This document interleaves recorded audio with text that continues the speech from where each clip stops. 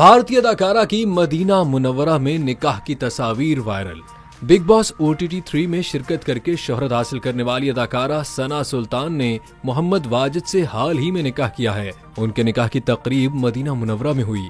सना सुल्तान ने अपनी शादी की तकरीब की तस्वीर अपने इंस्टाग्राम अकाउंट पर शेयर की हैं और साथ ही तवील कैप्शन भी लिखा, जिसमें उन्होंने निकाह जैसे हलाल रिश्ते में बंधने पर खुशी का इजहार किया है और लिखा है कि मुझे मदीना जैसी पाकीज़ा और मुकद्दस जगह पर अपने वाजिद जी के साथ निकाह की सादत हासिल हुई है। वीडियो और तस्वीर शेयर करने के बाद उनके दोस्तों और मद्दाहों की जानिब से मुबारकबादें देने का सिलसिला भी जारी है। इसके अलावा मुतअद्दिद सोशल मीडिया स्टार्स ने भी अदाकारा को निकाह की मुबारकबाद दी।